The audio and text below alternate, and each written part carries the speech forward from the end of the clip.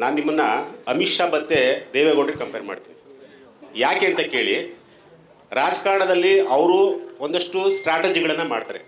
ಯಾರನ್ನು ಹೆಂಗೆ ಕಟ್ಟಾಕಬೇಕು ಅಥವಾ ಯಾರನ್ನ ಅಂದರೆ ಸೋಲಿಸ್ಬೇಕು, ಈ ರೀತಿಯಾದಂಥ ಒಂದಷ್ಟು ಸ್ಟ್ರಾಟಜಿಗಳು ಮಾಡ್ಕೊಂಡು ಬರ್ತಾರೆ. ಬಟ್ ಸಿನಿಮಾದಲ್ಲಿ ನೀವು ಪಬ್ಲಿಸಿಟಿ ಗಿಮಿಕ್ ಮಾಡೋದ್ರಲ್ಲಿ ಚಾಣಕ್ಯರಂತಂತೇಳಿ ಒಂದು ಹೆಸರು ಕೂಡ ಇದೆ.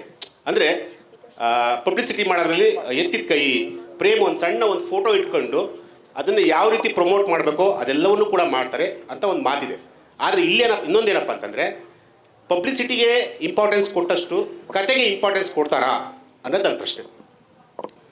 ಒಂದು ನಾನು ಪ್ರತಿ ಸಿನಿಮಾ ಮಾಡಿದ್ದು ಅಷ್ಟೇ, ಎಲ್ಲ ಸಿನಿಮಾಗಳನ್ನು ತೊಗೊಂಡೋಗಿ ರೀಚ್ ಆಗಬೇಕು ಜನಗಳಿಗೆ ಅಂತ ಮಾಡ್ತೀನಿ ನಾನು, ಯಾವುದೇ ಆಗಲಿ. ಯಾಕೆಂದರೆ ನಾನೊಬ್ಬ ಮಾರಾಟಗಾರ. ನಾನು ಏನಾದರೂ ಒಂದು ವಸ್ತು ಮಾರ್ತೀನಿ ಅಂತಂದರೆ ಅದನ್ನು ನಾನು ಹೇಳಲೇಬೇಕು. ಸೊ ಹಿಂಗಿದೆ ನನ್ನ ವಸ್ತು, ಹಿಂಗಿದೆ, ಹಣ ತಗೊಳ್ಳಿ. ರಸ್ತೆಲಿ ಹೋಗಿ, ಈಗ ಒಬ್ಬ ಸೈಕಲಲ್ಲಿ ಹಾಕೊಂಡು ಯಾವುದೋ ಒಂದು ತರಕಾರಿ ಮಾರ್ಕೊಂಡು ಹೋಗಲಿ, ಯಾವುದೋ ಒಂದು ಬೇರೆ ಏನೇ ಮಾರ್ಕೊಂಡು ಹೋಗಲಿ, ಕೂಕೊಂಡು ಹೋಗ್ತಾನೆ ಅವನು, ಇದಿದೆ ಅದಿದೆ ಅಂತ. ಅವರು ಒಂದು ಸರಿ ತಗೋತಾರೆ, ಒಂದು ಸರಿ ತಗೊಂಡು ಅವನ ಹತ್ರ ಚೆನ್ನಾಗಿತ್ತು ಅಂದ್ಕೊಳ್ಳಿ, ಮತ್ತೆ ಮಾರನೇ ಸಹ ಕಾಯ್ತಾ ಇರ್ತಾರೆ ಹೊಸಲ್ ಬಂದ್ಬಿಟ್ಟು, ಬರ್ತಾನೇನೋ ಅವನು ಅಂತ. ಆ ಥರ ವ್ಯಕ್ತಿ ನಾನು. ಆ ಥರ ಯಾರಾದ್ರೂ ಕಾಯ್ತಾನೆ ಇರ್ತಾರೆ. ಯಾಕೆಂದರೆ ಇವತ್ತಿನವರೆಗೂ ನಾನು ಯಾರಿಗೂ ಮೋಸ ಮಾಡಿಲ್ಲ, ಯಾರಿಗೂ ತೊಂದರೆ ಕೊಟ್ಟಿಲ್ಲ. ಎಲ್ಲ ಸಿನಿಮಾಗಳು ಚೆನ್ನಾಗಿ ಹೋಗಿದೆ. ಅದೇನೋ ಗೊತ್ತಿಲ್ಲ, ಕೆಲವು ಈಗ ನೀವು ಕೇಳಿದ್ರಲ್ಲ ಆ ಥರ ಮಾತಾಡ್ಬೋದು. I don't know really. ನನ್ನ ಹಾಕೊಂಡು ಸಿನಿಮಾ ಮಾಡಿದ ಪ್ರೊಡ್ಯೂಸರ್ಸ್ಗಳೆಲ್ಲ ಚೆನ್ನಾಗಿದ್ದಾರೆ. Is good, well make money and then everything is good. Cinema ಜನ ನೋಡಿದ್ದಾರೆ. ಒಂದು ಸರಿ ಸಿನಿಮಾ ರಿಲೀಸ್ ಆದಾಗ ಎಲ್ಲ 100 ಥಿಯೇಟ್ರ್ ರಿಲೀಸ್ ಮಾಡಿದಾಗ 100 ಡೇಸ್ ಹೋಗುತ್ತೆ ಅಂತ. ನಾವು ಹಂಗೆ ಮಾಡಲಿಲ್ಲ. ನಾನು ಜೋಗಯ್ಯಿಂದ ಸ್ಟಾರ್ಟ್ ಮಾಡಿದ್ದು. ಅವಾಗೆಲ್ಲ ಡಿಸ್ಟ್ರಿಬ್ಯೂಟ್ರು ಬೈದರು ನನಗೆ. ಏನಕ್ಕೆ ಅಂತಂದರೆ, ಏಕಾಏಕಿ 300-400 ಥಿಯೇಟ್ರ್ ಹಾಕ್ಬೇಡ ಅಂತ. ನಾನು ಹೇಳಿದ್ದು ರೀಚ್ ಆಗಬೇಕು ಜನಗಳಿಗೆ ಅಷ್ಟೇ. It's make money. ನೀವು ಸಿನಿಮಾ ಏನಕ್ಕೆ ಮಾಡಿದ್ದೀರಾ?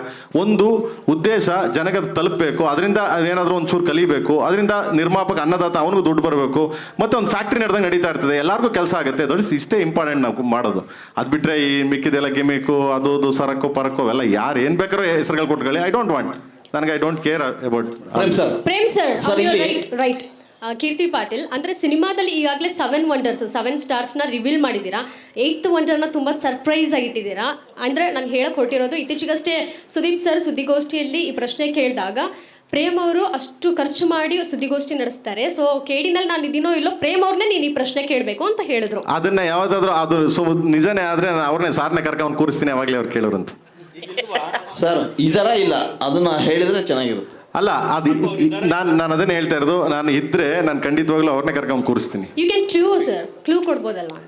ಏನ್ ಕ್ಲೂ ಕೊಡ್ತೀಯಪ್ಪ? ಇದ್ರೆ ನಾನು ಹೇಳ್ದಲ್ಲ, ಇದ್ರೆ ಕೂರಿಸ್ತೀನಿ ಖಂಡಿತ ಆಗ್ಲಿ. ಸರ್ ಜುಲೈ 17th ಶೂಟಿಂಗ್ ಮಾಡ್ತಾ ಇದ್ದಾರಲ್ಲ ಸರ್ ಸುದೀಪ್ ಜೊತೆ. ರಿಲೀಸ್ ನಾವೆಲ್ಲ ಕಷ್ಟಪಟ್ಟು ಆಡಿಟ್ಗೆ ಬಂದ್ಬಿಡ್ತೀವಿ.